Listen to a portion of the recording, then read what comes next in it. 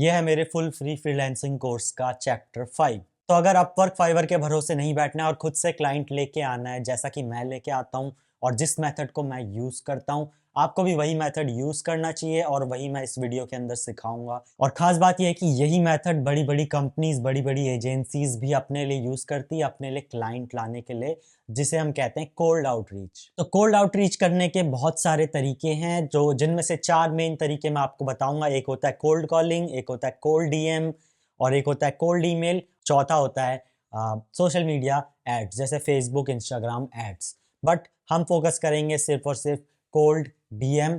DM का मतलब लोगों को मैसेज करना, डायरेक्ट मैसेज। तो हम कोल्ड आउटरीच के अंदर सीखेंगे इस वीडियो के अंदर कोल्ड डीएम, और इस पूरी प्लेलिस्ट के अंदर मैं कोल्ड आउटरीच के थ्रू क्लाइंट कैसे लाना है वही सिखा रहा हूँ। बाकी कोल्ड ईमेल से भी क्लाइंट आते हैं अच्छे खासे, तो उसके लिए आपको थोड़ा वेट करना पड़ेगा। कोल्ड ईमेल की सीरीज मेरी आती ही होगी कुछ टाइम में, तो उसका आपको वेट करना। उसके लिए क्या करना है आपको पता ही है, चैनल को सब्सक्राइब। तो इन सब में मेरा फेवरेट कोल्ड आउटरीच मेथड है कोल्ड डीएम। कोल्ड डीएम का मतलब आपको पता ही है, लोगों को मैसेज करना, कोल्ड डीएम करना। इसमें कन्वर्जन के चांसेस बहुत अच्छे खासे होते हैं, बिकॉज सामने वाला आपकी प्रोफाइल चेक कर सकता है, वो देख सकता है कि अच्छा ये बंदा यही काम करता है। क्योंकि हमने पिछले चैप्टर्स में सीखा था कि कैसे एक ऑप्टिमाइज प्रोफाइल बनानी है जिससे क्लाइंट आपके ऊपर ट्रस्ट करे, और कैसे कंटेंट वगैरह भी पोस्ट करना है जिससे ट्रस्ट और ज़्यादा बढ़ जाएगा।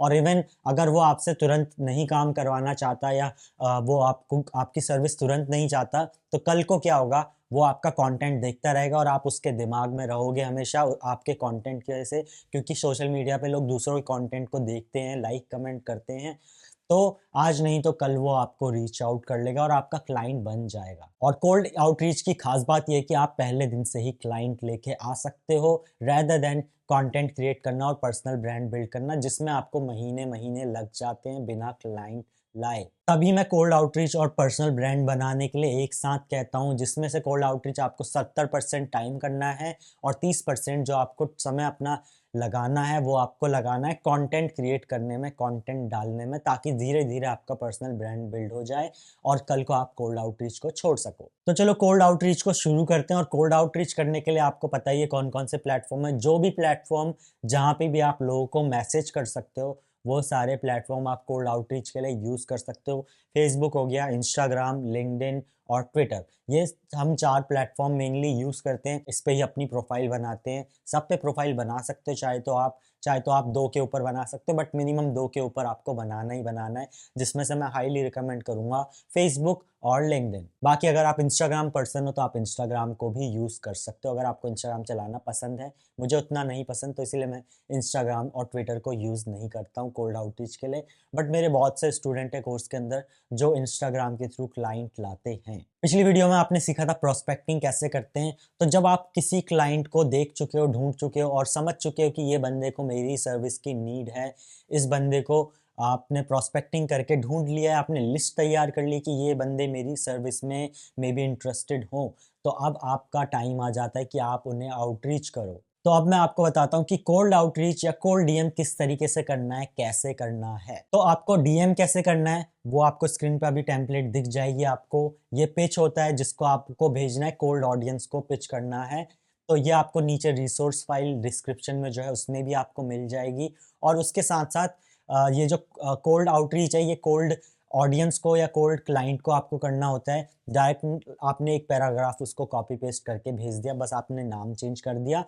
बाकी अगर वो बंदा वार्म ऑडियंस है या वार्म क्लाइंट है, तो आपको आपको क्या करना होता है, एक सीरीज ऑफ मैसेजेस उसे भेजने होते हैं। स्टेप बाय स्टेप एक सीरीज आपको मैसेज की स्क्रिप्ट लिखनी होती है, वो आप लोगों को भेज सकते हो और उनसे बातचीत कर सकते हो। आज नहीं तो कल वो आपके क्लाइंट बन जाएंगे।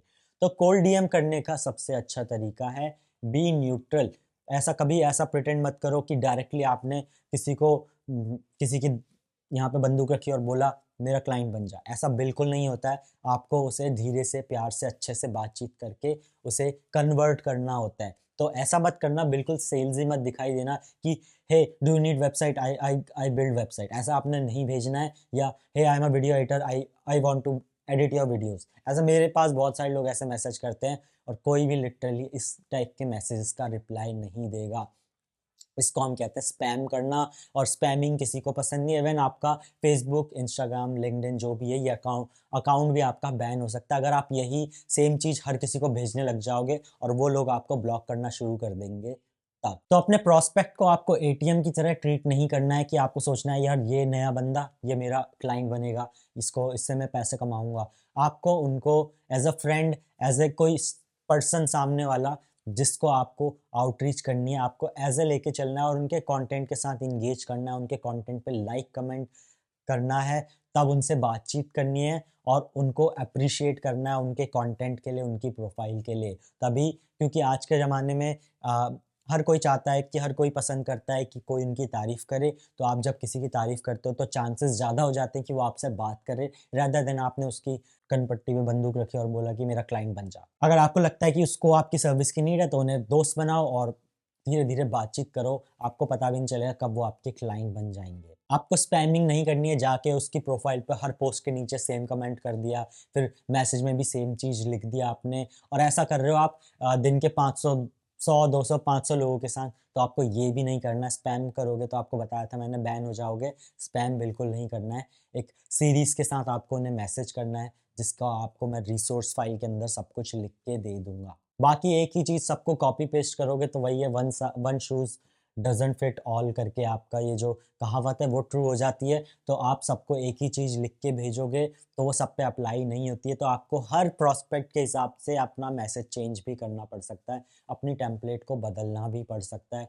हर प्रोस्पेक्ट के हिसाब से, हर इंडस्ट्री के हिसाब से और उसकी प्रोफ़ाइल देख के वो किस टाइप का बंदा है, वो चीज़ आपको चेंज करनी पड़ सकती है। तो स्पैम नहीं करना है, आपको प्रोस्पेक्ट को अच्छे से समझ के, देख के, उस हिसाब से मैसेज लिख के भेजना है और एप्रिशिएट करना है। सो आपको कोल्ड डीएम कितने करने चाहिए हर रोज़ और उसकी क्या स्ट्रैटेजी होनी चाहिए? तो मेरे हिसाब से मैं कहूँगा आप अ, इन टोटल दिन के 50-60 कोल्ड डीएम कर सकते हो, और हर प्लेटफ़ॉर्म पे आपका मेन जो होता है 15-20 मैसेजेस का होता है और 15-20 फ्रेंड रिक्वेस्ट या कनेक्शन बनाने का होता है। 15 से लेके 20 मैक्सिमम हर प्लेटफ़ॉर्म की पर डे की लिमिट है। तो स्ट्रैटेजी आप ये यूज़ करोगे कोल्ड आउटरीच की कि आप एक बार सुबह बैठ गए, ठीक है, 8-10 बजे के बीच, 8 से 10 बजे के बीच 2 घंटे में आपने बैठा और इंस्टाग्राम, फेसबुक, लिंक्डइन और ट्विटर, जो भी 2 प्लेटफ़ॉर्म या 4 प्लेटफ़ॉर्म जितने भी आपको यूज़ करने हैं, आपने ऑप्टिमाइज़ तो कर ली होगी प्रोफ़ाइल। तब आपको क्या करना है, 15 आपने फेसबुक के ऊपर लोगों को ऐड करा और 15 लोगों को मैसेज किया और उनके पोस्ट से एंगेज किया। देन आपने 15 लोगों को लिंक्डइन पे कनेक्शन रिक्वेस्ट भेजी, उनके पोस्ट के साथ एंगेज किया। एंगेज मतलब वही लाइक करना, कमेंट करना, शेयर करना, ठीक है? और उसके बाद आपने उनको मैसेज भेजा, कनेक्शन भेजी। सेम आपको ट्विटर के ऊपर करना है इसी तरीके से, और सेम आपको इंस्टाग्राम के ऊपर भी करना है। अब एक बात का ध्यान रखना, ट्विटर के ऊपर और क्या बोलते हैं, इंस्टाग्राम के ऊपर में भी आपको ब्लू टिक की ज़रूरत पड़े, बिकॉज़ ट्विटर के ऊपर ब्लू टिक के बिना हम लोगों को मैसेज नहीं कर सकते हैं, और इंस्टाग्राम पे आप मैसेज तो कर दोगे, बट वो रिक्वेस्ट फ़ोल्डर में चला जाएगा या फिर अदर फ़ोल्डर में चला जाएगा। तो इसीलिए ब्लू टिक रहेगा तो लोग चेक करेंगे तो आपका मैसेज सबसे टॉप में रहेगा और वो लोग बोलेंगे कि अच्छा ये ब्लू टिक वाला कौन बंदा है। देन वो आपके मैसेज का रिप्लाई या आपके मैसेज के देखने के चांसेस बहुत ज़्यादा बढ़ जाते हैं। आपको ख़ास इस बात का ध्यान रखना है कि जो ये लिमिट है इसको एक्सीड नहीं करना है। तो आप सुबह में बैठ गए, आपने 2 घंटे के अंदर हर प्लेटफ़ॉर्म पे 15-15 आउटरीच करे, उसके बाद दिन में आपने चिल किया, कंटेंट बनाया, मेरी वीडियोज़ देखी, उसके बाद शाम को भी आपने यही चीज़ करनी है। 15-15 या जितने आपके बच गए हैं उन लोगों को आपको रीच आउट करना है, और डेली का आपको टारगेट रखना है हर प्लेटफ़ॉर्म पे 15 से 20 कोल्ड आउटरीच मैसेज करना। और अगर आपका ये लिमिट एग्ज़ॉस्ट हो गई है कि आप लाइक कमेंट अब नहीं कर सकते हो और डीएम नहीं कर सकते हो, तो नए लोगों की प्रोफ़ाइल पे आप लाइक कमेंट कर सकते हो या अपनी लिस्ट बना के रख सकते हो कि इसको मैं अब कल आउटरीच करूँगा या कल इसको मैं मैसेज करूँगा। वरना आप प्रोस्पेक्टिंग कर सकते हो और उनका डेटा आप एक एक्सेल शीट में मेंटेन करके रख सकते हो। तो सुबह आपको 2 घंटे लगाने हैं, दिन में आपको कंटेंट क्रिएट करना है और प्लेटफ़ॉर्म पे अपने-अपने हर प्लेटफ़ॉर्म पे पोस्ट करना है, और शाम को भी आपको शाम को आपको आउटरीच करनी है। तो इस तरीके से आपको अपना टाइम डिवाइड करना है और हर प्लेटफ़ॉर्म को स्विच करते रहना है। 15 मैसेज करने के बाद फ़ेसबुक बंद किया, ट्विटर पे आ गए, फिर उसके बाद ट्विटर बंद किया, इंस्टाग्राम पे आ गए, फिर लिंक्डइन पे आ गए। इस तरीके से आप रोटेट करोगे तो आप बैन नहीं होंगे। धीरे-धीरे आपको ये काम करना है। एकदम से भर-भर के काम करोगे ये सारे, तो अकाउंट आपका बैन हो सकता है या फिर स्पैम में जाना आपके मैसेज शुरू हो जाएँगे। और दूसरी चीज़ ये है कि इंस्टाग्राम पे ऊपर क्या होता है या बहुत से ऐसे प्लेटफॉर्म होते हैं जैसे फेसबुक हो गया, तो वहाँ पे आपका जो मैसेज होता है मैसेज फ़ोल्डर में चला जाता है, मैसेज रिक्वेस्ट फ़ोल्डर में चला जाता है। तो उसके लिए आपको क्या करना है, कभी-कभी आपको लगता है कि यार ये बंदा तो मेरा क्लाइंट पक्का बनेगा, जहाँ पे आपको लगता है कि ये बंदे से काम करवाने की चांसेस ज़्यादा हैं, तो आपको क्या करना है, वहाँ पे आप उसके रीसेंट पोस्ट के नीचे जाके कमेंट कर सकते हो, hey I sent you a DM, can you please check your message request folder. तो उससे क्या होगा, आप नोटिस में आ जाओगे उसके और वो आपकी प्रोफाइल चेक करेगा और आपका मैसेज चेक करेगा, तो चांसेस आपके उस क्लाइंट के आपके मैसेज पढ़ने के चांसेस ज़्यादा बढ़ जाएँगे। अब सबसे ज़्यादा इम्पोर्टेंट मैसेज करने के बाद हो जाता है फ़ॉलो अप करना। फ़ॉलो अप मतलब क्या होता है, आपने एक मैसेज भेजा, सामने वाले ने देखा या नहीं देखा, रिप्लाई दिया या नहीं दिया, लाइफ़ है, सबकी लाइफ़ बिज़ी होती है। तो आपने क्या किया, अगले दिन उसको एज़ अ रिमाइंडर अगला मैसेज भेजा, उसके बाद अगला मैसेज भेजा और आप तब तक उसे मैसेज भेजते हो जब तक कि वो आपको येस और नो ना भेज दे, जब तक कि वो आपके मैसेज का रिप्लाई ना दे दे। तो फ़ॉलो अप करना बहुत इम्पोर्टेंट है क्योंकि फर्स्ट मैसेज में आपके पास 95% क्लाइंट रिप्लाई नहीं देंगे, तो आपको एटलीस्ट 5-6 टाइम तक आपको उनको फ़ॉलो अप करना है। तो जब आपने पहले दिन आउटरीच कर दी, तो नेक्स्ट डे आपको एक टाइम निकाल के उसमें आपको फ़ॉलो अप भी करना है सारे लोगों के साथ जिनको आपने पिछले दिन मैसेज भेजा था। फिर उसके बाद थर्ड डे में आ जाओगे तो आपको उन 2 फर्स्ट 2 दिन के जो लोग थे उनको फ़ॉलो अप करना है और नए लोगों को मैसेज करना है। तो आपको क्या करना है, फ़ॉलो अप हर 2 दिन बाद उनको फ़ॉलो अप करना है ताकि वो आपके मैसेज चेक करें और आपका मैसेज ऐसे उनके बॉक्स में पड़ा ना रहे और बिना देखे ना जाए। क्योंकि आपने इतनी मेहनत तो करी है, थोड़ी-सी और मेहनत कर लोगे तो मेबी आपका मैसेज पढ़ लें और आपको रिप्लाई दे दें। तो फ़ॉलो अप आपको कितना करना है? जब तक कि आपको येस और नो ना मिल जाए और हर बंदे को 5 से 6 बार आप फ़ॉलो अप कर सकते हो और उन लोगों को आपको ज़्यादा फ़ॉलो अप करना है जहाँ पे आपको लगता है कि यहाँ पे ये मेरा क्लाइंट बनेगा, इसके बहुत ज़्यादा चांसेस हैं। बाकी फ़ॉलो अप किसको करना है, क्या करना है, उस सब की आप एक एक्सेल शीट बना के उसके ऊपर आप ट्रैक कर सकते हो कि ये बंदा है, इसकी प्रोफ़ाइल ये रही, इसको मैंने मैसेज भेजा, इससे क्या बात चल रही है और इसको मुझे अब कब फ़ॉलो अप भेजना है। तो एक एक्सेल शीट बना के रखोगे, लाइफ़ थोड़ी ईज़ी हो जाएगी।